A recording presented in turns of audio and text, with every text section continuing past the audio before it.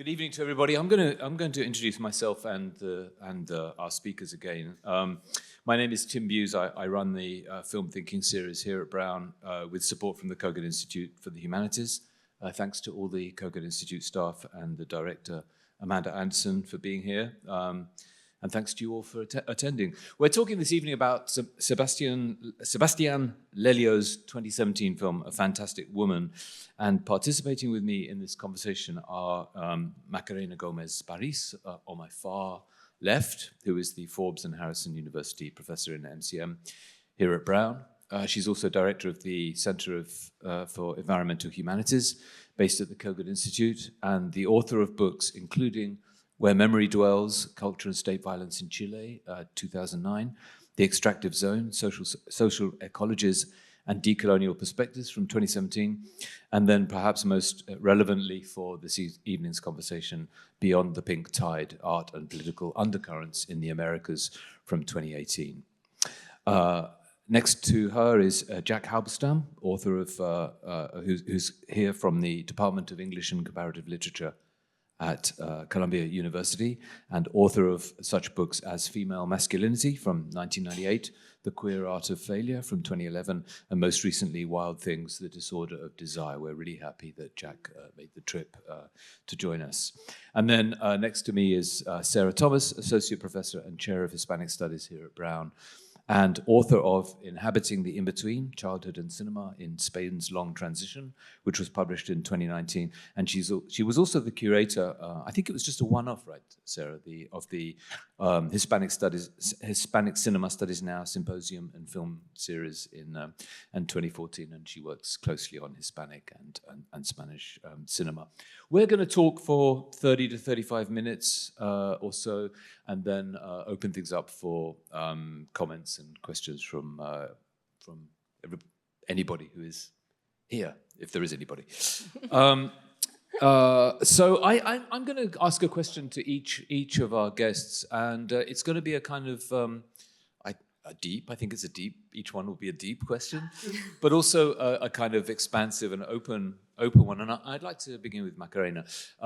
Maca, this event has been a long time in the making. I think we first talked about doing something a couple of years, 2 years ago, maybe even, and then settled on this film, and then. You know, it took a while to kind of schedule it. This is obviously a film about transgender experience and transgender representation. But you have written pretty fascinatingly about the ways in which this film is also about the history of state violence in Chile, especially during the military dictatorship of Augusto Pinochet. And I wonder whether you might like to begin our conversation by just drawing out some of that larger context for the film.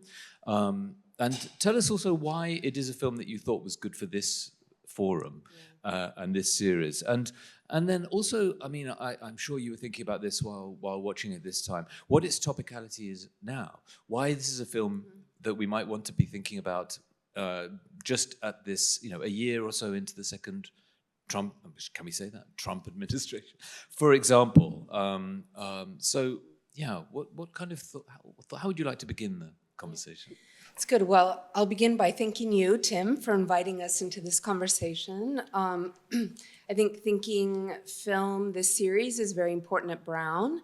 And I think from the first time I came to the series, I knew that I wanted to approach you and potentially curate with you a film. So thank you also to Amanda Anderson and to the staff at Kogan for that. It is a film in the history of cinema in Chile that I think is unusual in many ways. It's not often that you get a trans femme protagonist and character in the figure of Daniela Vega, and then a trans heroine in the figure of Marina that is so powerful, complex as a protagonist, and really, I think, marks a particular moment of cinema in Chile. I mean, there is maybe what we could call a cinema of the disappeared that maybe begins with the Battle for Chile, of Chile, if anyone's seen that. I would love to screen that actually at MCM at some point. The trilogy, the incredible momentous trilogy of Patricio Guzman, goes on to make other films, of course. But that begins with the counter-revolution of Allende, right? And then goes through a kind of question of memory in Chile, amnesia, and often in this, there's that kind of version of the cinema of, los desaparecidos, or, the disappeared. There's also a strong Argentinian cinema in South America on this, of course, the official story in 1985. But I think mostly what comes after that is a lot of documentaries that tell the story of trauma, duelo, collective pain, mourning, this in-between space of the disappeared, right, that lives somewhere between the living and the dead. It's a kind of in-between non-binary category as a category, but it travels often, and Jack and I sometimes joke about this, through a kind of father to son, and that memory gets passed down. I mean, there's many, many films like this, very important films, beautiful films, experimental films, but films where that is the prominent figure, or the mother of the disappeared, the relatives of the disappeared. This film inverts that, and it does it in really interesting ways by showing state terror on the trans body, the kind of, trans misogyny that's present, and drawing that out in the film.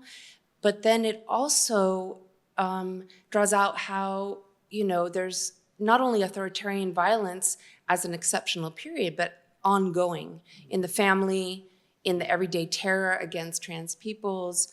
And there are many, the film is saturated, embedded with the kind of state terror project. The ways in which Marina is tortured by the male family figures.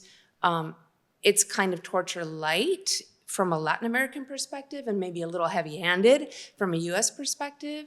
But I think that kind of bounding of her face, the car that picks her up and disappears her off the street and then returns her to the street. Of course, she wouldn't be returned, she'd be in a concentration camp. The Parque por la Paz, the kind of references to parks are concentration camps, former concentration camps that have been turned into parks. Over and over again, there's kind of this kind of embeddedness. So for me, that's very, very important that gets situated within a trans female body, again, rather than these other kind of genealogies of that history. I thought that would be interesting in this space. Thanks. I think we have to come back to some of those images, those singular images around the use of mirrors.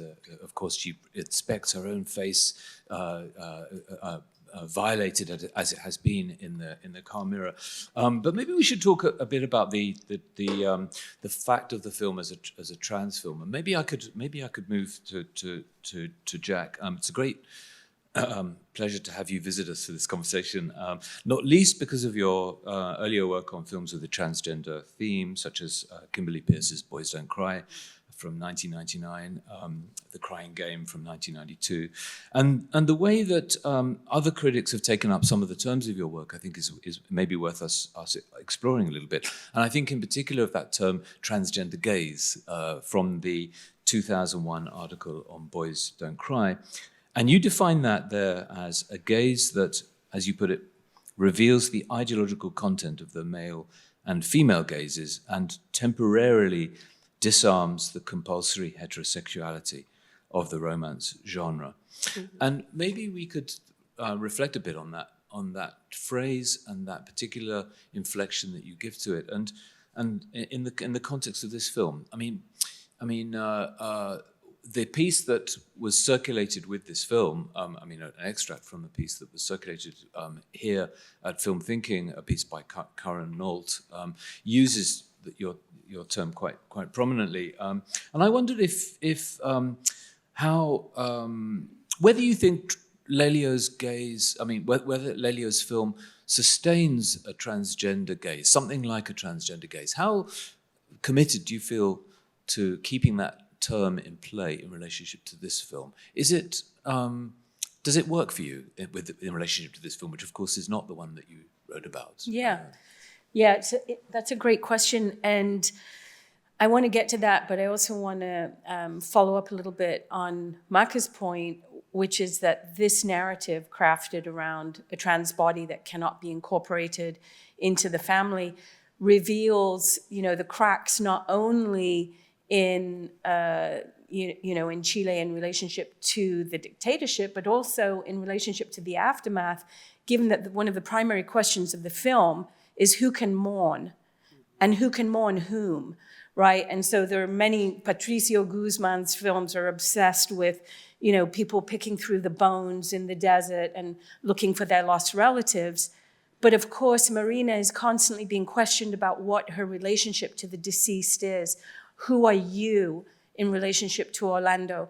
And these familial biological ties mean that she is outside of the proper parameters of family, nation, mourning, respectability, and so on.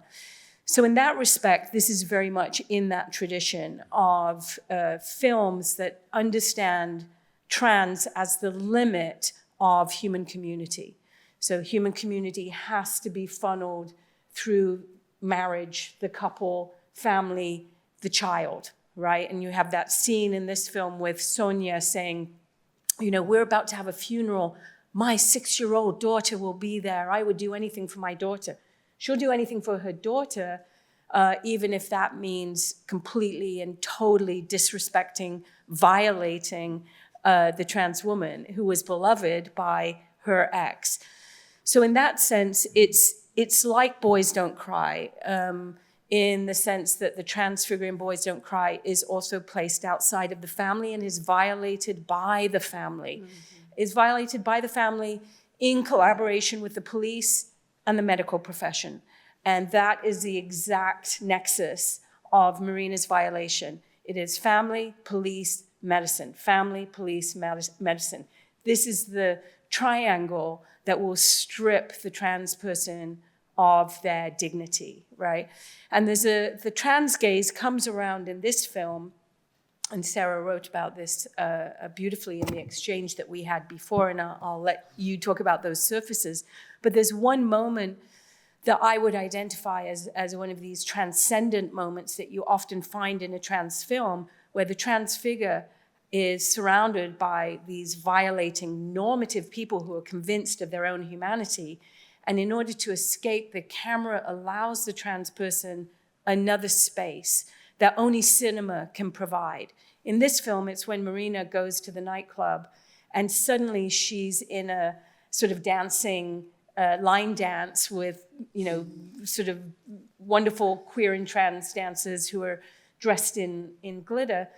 But the trans gaze is that moment when she sort of rises above the scene and looks straight into the camera. And that literally repeats the scene from Boys Don't Cry, where Brandon is being violated and he looks out and finds himself thrown out of the scene of violation and into the room elsewhere. So in that sense, it's very like that. But you're sort of intuiting, Tim, that there's a way in which trans cinema has sort of moved on. And I think it has. I don't think that any longer cinema in general simply works, or that we talk about it as simply a nexus of gazes. And there's a great book on trans cinema by Liza Steinbach called something like Shimmering Images. And she talks about the way in which cinema is able to create bodies that reflect light differently. And in that sense, transness is a play of light on the body. And that scene does both of those things. It's one of the most beautiful scenes in the film, isn't it? That, and it's a figure, isn't it, of something that is that escapes those named identity positions that she is constantly being foisted on her at every turn. So that's really helpful. What about the use of music? Should we talk about the use of music in alliance with those moments? The nightclub music. It's of course it's. I mean, Matthew Herbert wrote the score, including the score. I understand of that nightclub scene. Does music work in something like a kind of transgender form? In other words, because I mean, one of the only adults. I mean, grown-up people. I mean, people in her own circle who treat her with great kindness is the music teacher, it seems to me, and understanding. So music operates very interestingly as a signifier across this film. Would you like to kind of expand on that? The music is, I mean, we're introduced to Marina singing in a nightclub, which is also a repetition of a scene out of The Crying Game from 1992.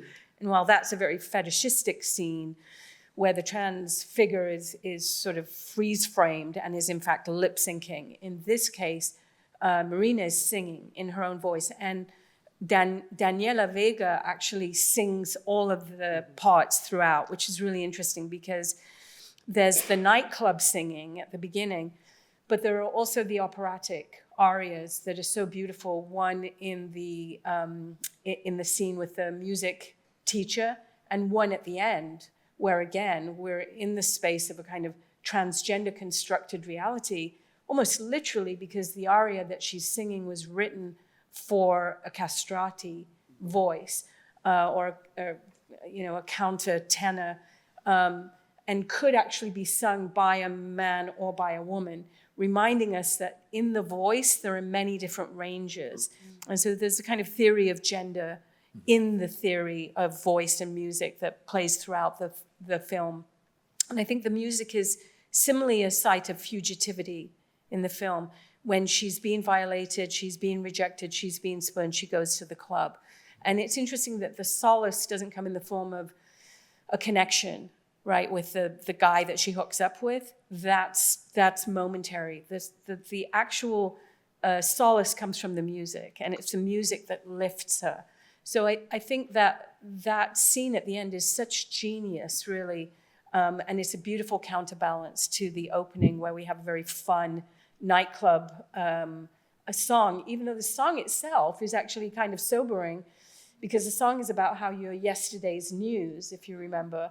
And we've already seen Orlando laid out on a slab in the sauna. So there's a kind of prefiguration of his death in both that song and the earlier moment in the sauna, in the dark. I want to ask Sarah two questions, one of which actually comes out of something that Macarena says in her book, which is that in the Latin American context, gender politics and transgender politics often works very differently from the way it works in the United States. It's often more connected in a way to movements for social justice, social inequality. It's inserted into those struggles in a way that it isn't in the US. At least that's how I read you saying, Maca, and that in fact. In the US, transgender politics are largely isolated from those stories, which opens up the question of this film as a specifically Latin American film, and what Latin American film does formally that is distinctive and different. And I wanted to ask you, Sarah, to talk us through a little bit of the filmic language of this film. Film, of course, is a language of movement, it's a language of time, of space, of sound. And I know that you think about this a lot in your engagements with film, the spatial and audible dimensions. And this film is just constantly drawing on a visual grammar. Some scenes are phantasmatic, some scenes are intensely realistic. There are ghostly scenes, there are brutally oppressive scenes. And there's a kind of, there's a sense of layers and of different altitudes in different scenes, and these seem heavily significant. So, would you like to say a bit more? Yeah, sure. I mean, I could say a lot about that, so just cut me off if I say too much. But I think absolutely. I mean, I think that's a really important point. The question of the way sort of socioeconomic, and we were chatting about this some of us after the film.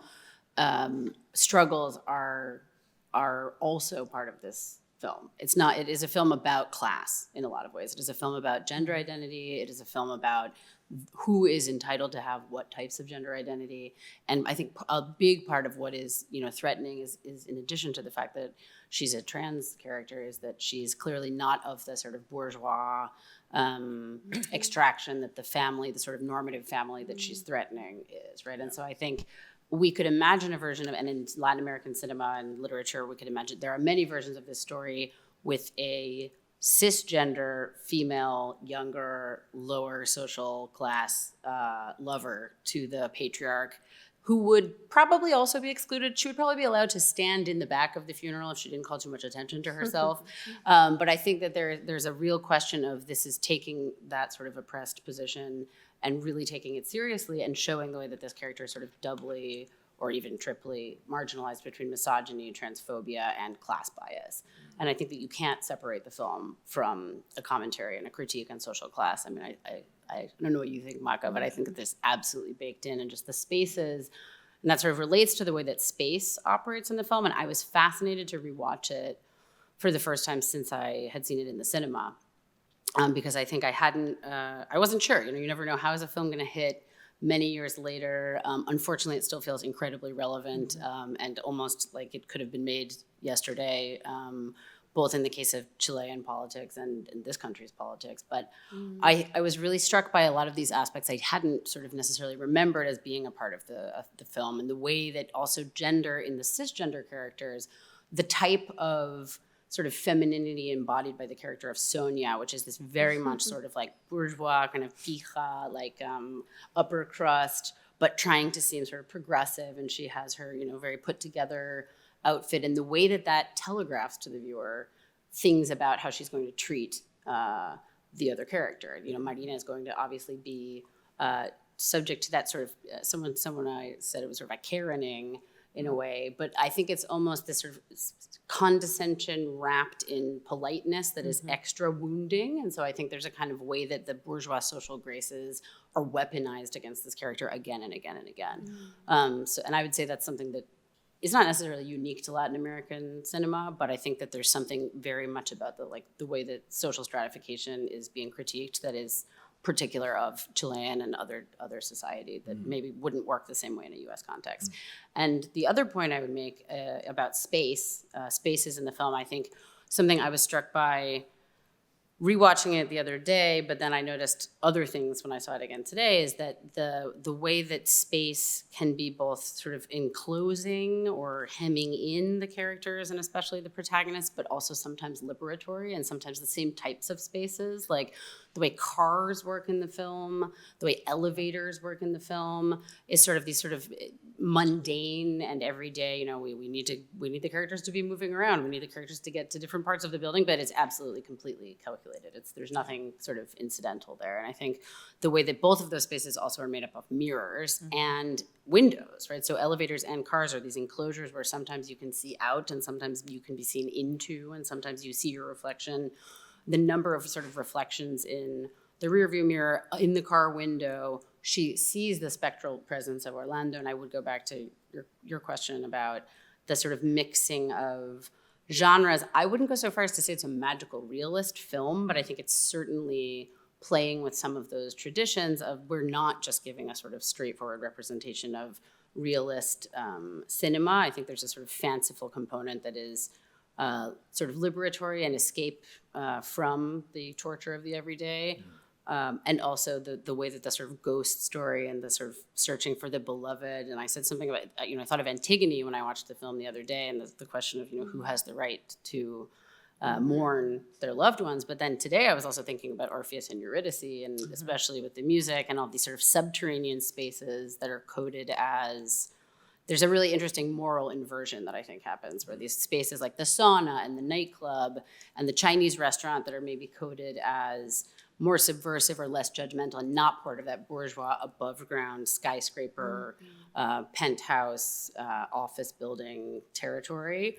But actually that's where there's actually space for egalitarian existence in a way. As beautifully put, the sauna is a deeply ambiguous. It seems like a claustrophobic space, but actually it's a liberating space, isn't it? Not only for Marina, where it's a place of discovery, but also for Orlando. It seems at the beginning of the film.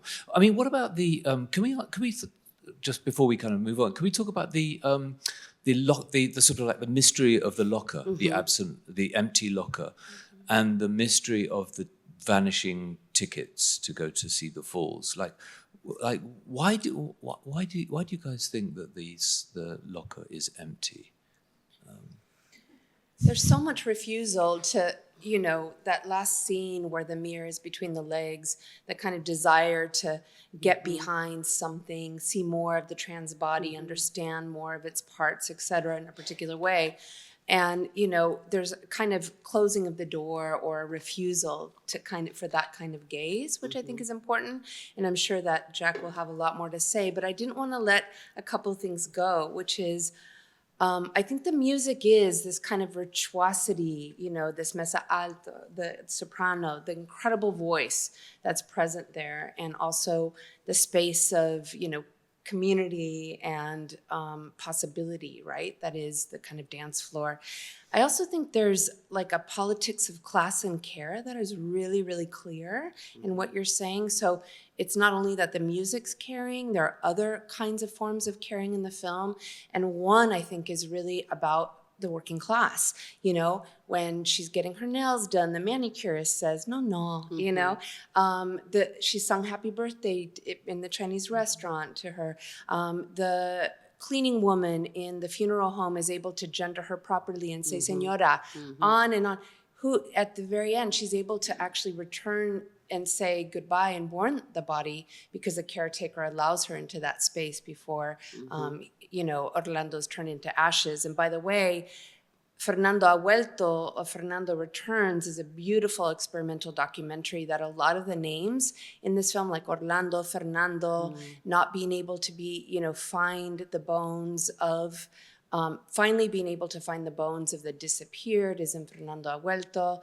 And then the scenes from Servicio Centro Medical, you know, the medical center, also refer to this. So that's a kind of aside, but I just wanted to point out that I do think there's a lot of care in that. And then also in the elements, the water, the faucets, there's respite, you know, the wave behind her at times, the plants, etc. So I didn't want to leave that behind because I think care is happening in other ways in the film. My next question was going to be, can you, because one of Macarena's roles at Brown is the Elemental Media Lab. And I almost wanted to, I mean, I was going to ask you, can we, you know, how might an environmental media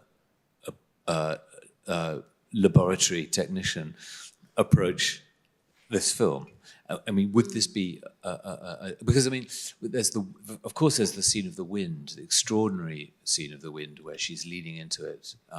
But there are also the scenes where she's running with the dog outside. There's the fact of the dog, in fact. So Diabla, so we know it's a female dog, but it's also kind of like seems to me a non-gendered dog. It's never referred to. No pronoun is ever used of that dog. El Diablo, right? So, I mean, yeah. La Diabla, yeah. I'm just not going to talk about the dog, but I hate dogs in films. It's always a moment for unnecessary sentimentality, which is exactly how it played here. But the you know, Amores perros, not really. yeah, okay, all right. Or white dog. There's a few. Yes, that's true. But the empty locker is really great. I was so relieved that there was nothing in the locker, and it almost functions as a anti-mirror, right? Because you look in and you're looking into the abyss. And it's important that the locker be empty. I mean, you kind of think the tickets are going to be in there, and it's good that they're not because it leaves the relationship as non-transactional, which is one of the first things the police ask Marina, or the detective Cortez asks her is, did he pay you? And the answer is no. This is not a transactional relationship. It is not a marriage. Marriage is a transactional relationship. It's transactional and it's contractual. This is neither. And so the empty locker is, in fact, the referent for that. But the other piece is, of course, the tickets. It's not just that the locker is empty, the tickets are missing, and those tickets will never be found. And I was saying in our pre-conversation that the Iguazu Falls features as a massive motif in Happy Together by Wong Kar-wai. And it's a very similar opening. We open on the Iguazu Falls, and the two male lovers swear that this is where they're going to go. They want to go there together, and they never get there. So Iguazu Falls, one of the wonders of the world, is clearly a kind of utopian image and an image of excess. And you were talking, Sarah, about it as maybe overwhelm or Yeah, sort of like that kind of, I feel like the film has a lot of these images of this uncontainable or the overwhelming. And I think that sea barrier sort of photograph being breached by a massive wave in the bedroom, the falls. And I think to a certain degree, the protagonist herself is sort of in this sort of uncontainable, despite all best efforts to completely contain and destroy her. She sort of triumphs at the end, I think, and her very name, Marina, obviously also sort of connects her to bodies of water, which I thought was interesting. But yeah, and I hadn't remembered the connection to the Wong Kar-wai film, and so I think that sort of promise that is also frustrated is the sort of denial of that, futurity, whether it's the two of them as a couple going or her going by herself. Because I think you're right. If the tickets had been there and if she had gone by herself, if the film ended with her alone at the falls with the dog, it would have been a terrible ending. And it's so much better that it's devastating in a way, right? Because I think she wants something else of his to connect to, but I think it's a much more honest and a much more moving ending. And she's actually good with it. She's happy. There's something about that, but and we have to remember she's moved in this period. She's moved back and forth between these very gendered spaces with ease. And there's something about the fact that she can access his locker, having entered the women's locker room, that reminds us that she has a mobility that is different from the mobility of the car, of the wife, of the people who believe that they are in the right place wherever they are. That kind of mobility is undercut by her mobility, which relies upon the fact that people don't, in fact, read gender correctly most of the time, I mean, and also I really love that understanding of her mobility, and it happens so much too through her running practice, what she ends up in the hills in San Cristobal, which is almost at the level of the Andes, right? And so the Andes in the background of Santiago, in relationship to these phallic tall buildings that should never be in such a space in this bowl, right? And so her arrival is very interesting at the level of elevation as well, because it, all of the ways you were pointing out the spatial kind of contradictions and levers in the film. Yeah. Thanks for these wonderful answers. We do have time for people to raise questions. I'm sure there's a lot that we haven't talked about. So do please, raise your hand if you'd like to ask a question. There are microphones. So John, please go ahead. And thank you for the opportunity to overhear a wonderful conversation about the film. I wanted to ask a little about something that may be related to the empty locker. Because it was pointed out that Marina is always asked who she is. She never answers. She always just says, she always affirms her name, but doesn't say the obvious thing, which would be to express a relation. And I kept thinking, why? And then just wondered whether you had more to say about this. It's also the case that the family sort of ask her who she is and challenge her, but they never ask about the relation either. It's interesting that is sort of part of the emptiness and the mystery. So I just wondered if you had any comments on that. I noticed that as well. That she's asked questions that have very degraded kind of terms in them, and she doesn't engage with them at all. Amanda, is it Amanda? Oh yeah. Well, this is kind of related, and I agree. This has been fabulous, as was the movie. It has to do with the way that Marina responds to all the many forms of kind of assaultive interaction. But she is extraordinary in her, it's like a combination of control, but mobile responsiveness that reads as both emotionally attuned. I mean, she can be quite generous to assholic engagements, particularly Sonia in the first, in the garage. It's an extraordinary. I mean, this kind of extraordinary dignity, and it's almost like an inviolability. I mean, I know she does get, kidnapped and violated with tape and stuff, but there is just this extraordinary strength that is also, but it's not, it's also like remains kind of open and responsive to what's happening in the moment. And I thought that the many, many shots of her face, it's almost like she's always triumphing, is what I felt, in some fundamental sense. And I think it's in a really extraordinary and powerful aspect of the film because it's sort of just profoundly not victimological, even as it shows all of the kind of incredible violence directed her way.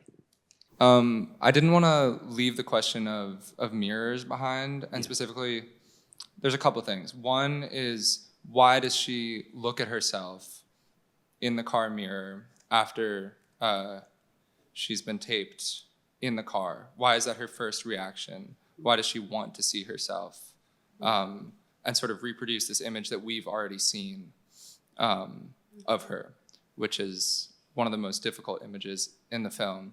And then another instance with a mirror that I really liked. I'm always interested in when a film sort of reminds me how to see or teaches me how to look at the image. And I thought this thing with the rippling mirror, which is held by the construction workers, when you were talking about sort of like a proletarian solidarity in the movie, I was also thinking about that moment when she goes to look in the mirror and doesn't seem to mind that it's being held by construction workers. But the image is rippling, which made me think of water and made me think of movement also. And then it's cut away, like the mirror is cut away and we're looking at her. So those two instances I thought were really interesting, and I kind of just wanted to hear how you guys would answer, like, why does she want to look at herself? What is that desire? And it feels powerful. I mean, like you were saying, everything she does feels powerful. But I don't understand it. Okay, and maybe let's just take one more. Michael, did I see your? Yeah. And then maybe we'll answer. It's a somewhat different register, but I would love to hear more in any way about the Latin Americanness of this film, especially a decade after its release, when the kind of specificity of the language of Latin American state violence, obviously, the disappearance as the disappeared, has become the mainstream language of American state violence. Yeah. So, I'm wondering what happens to the kind of Latin American identity of this film. Does that, in a way, bleed into the universal? Does it retain a specificity in some way, which would mark the memory of the Pinochet era, as you said, about mourning the dead? General question. Okay, lovely, thank you. So shall we talk a little bit about some of these questions? In particular, maybe we should revisit precisely the question of the mirror first. I mean, it's a chestnut of film theory, the mirror image. The mirror is held to be, a scene of misrecognition or recognition. I mean, and that it proliferates so much through this. There's at least 6 or 7 direct mirror scenes here, and it's very often, of course, Marina inspecting herself in different states of distress or disarray of various kinds. I mean, should we be thinking about this in terms how robust is the Lacanian, the recognition, misrecognition? How important is that to this film? That series of I'm not taking that. I don't think we need Lacan, honestly. I agree.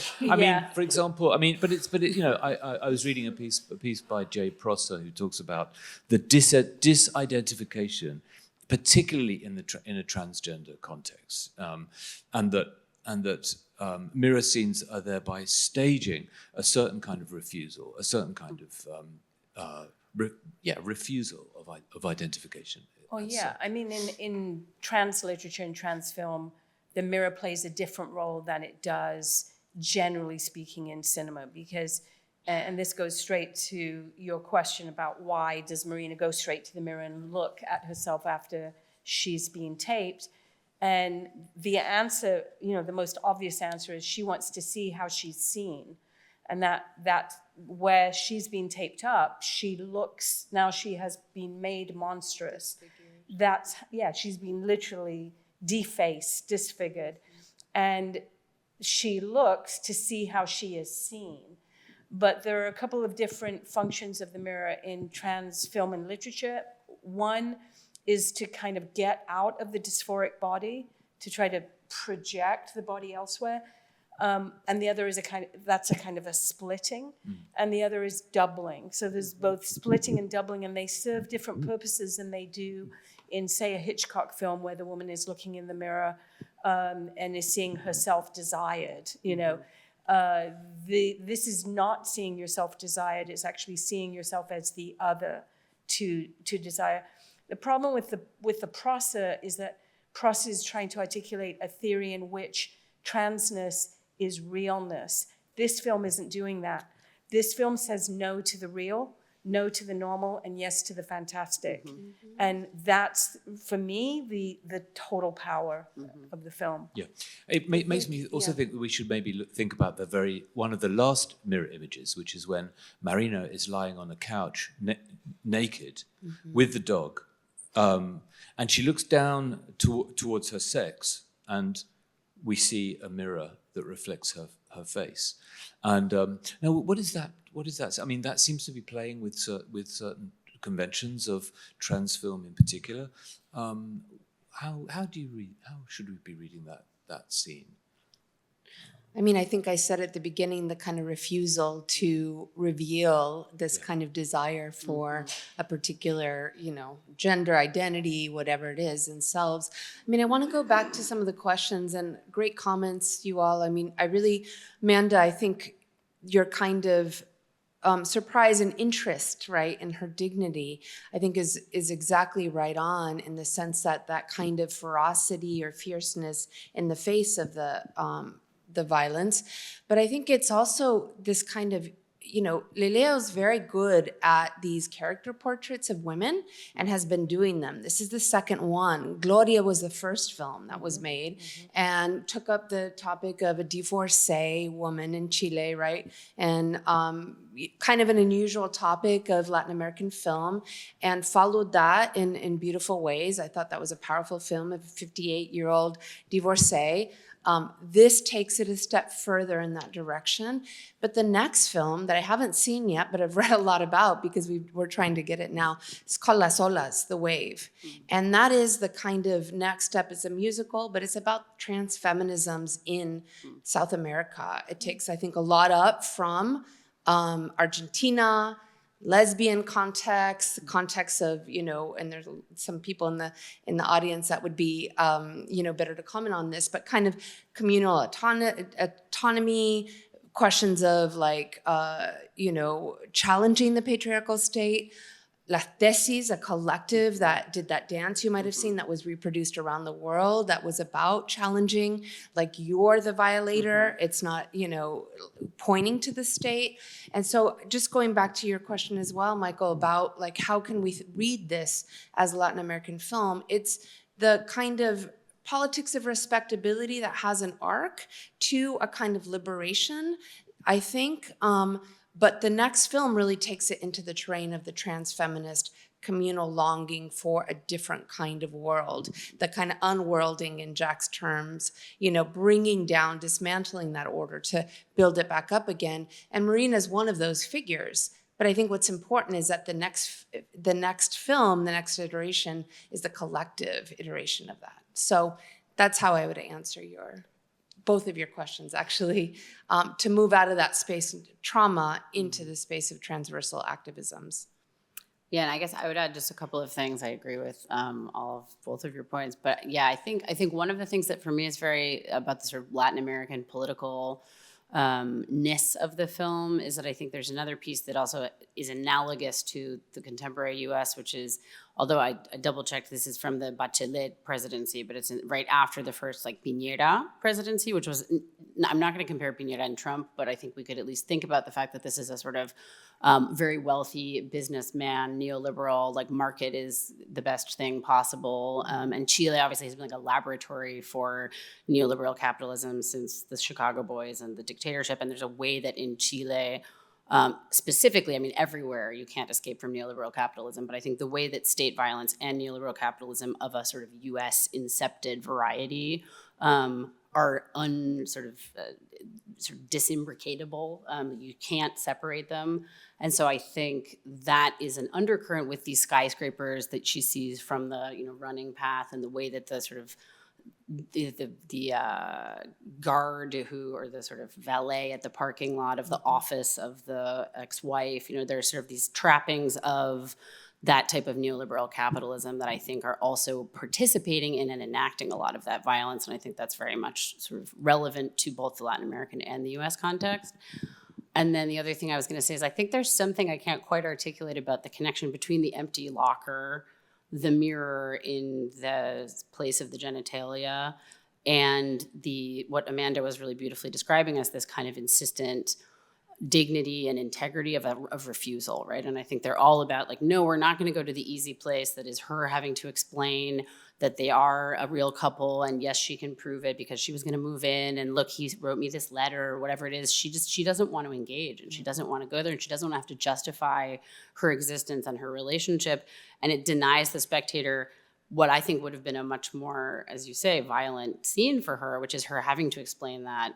And something I find interesting in the film is the way it constructs spectatorial empathy without, I don't think always it succeeds, but often the camera were positioned sort of alongside her while she's being interrogated by someone, and we're not just seeing her reaction, we're seeing her reaction in this sort of empowered integrity, but not being victimized. And I think that connects also to the refusal to show us, precisely the question when she says, esto no se pregunta, you don't ask if you've had the operation, you also don't show, and you don't have to tell everything. So I saw those as all kind of operating together. Should we say something about the title?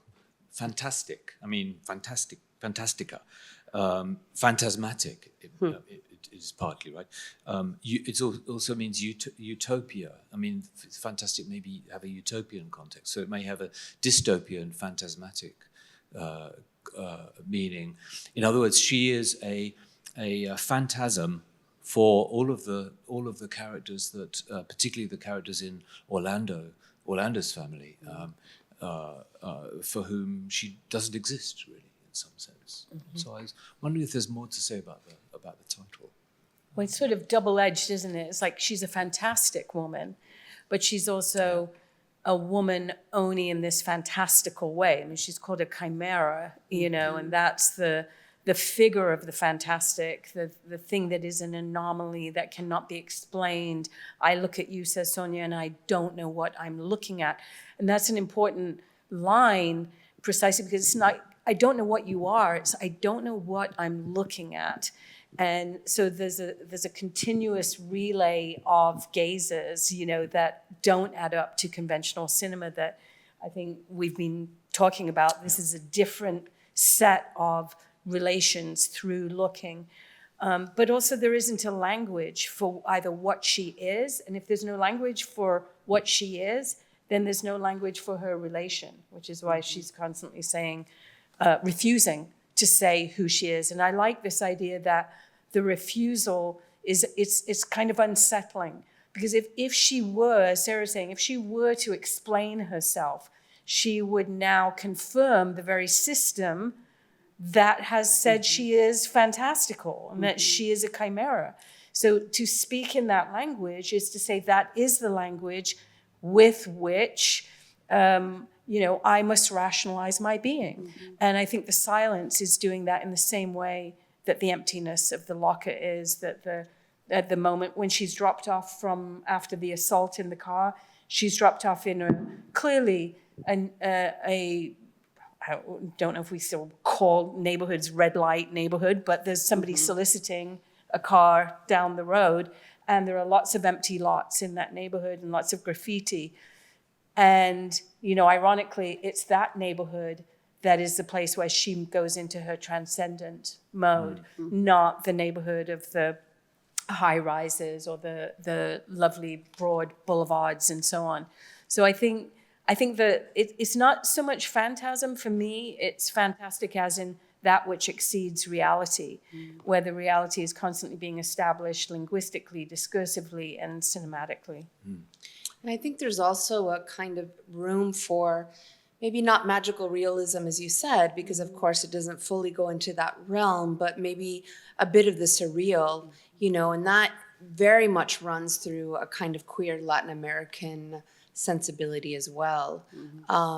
I'm thinking with Pedro Lemebel here, the wonderful, you know, poet and performance artist. And there are references, I think you're right, I hadn't thought about that reference to kind of Boys Don't Cry, you know, where she kind of exceeds the scene, but it's also La Yeguas del Apocalipsis, the Mares of the Apocalypse, a kind of queer and trans performance group from the 1970s, where there's literal photographs that are very similar. So there's a kind of knowledge. I would just say that there's a lot of mediation happening in this film across different kinds of you know, media in Latin America, but also kind of forms of representation in cinema, which is really actually has its own virtuosity to it as well. Yeah. Okay, wonderful. I think we're actually just about out of time, so please just join me in thanking our three guests. Thank you.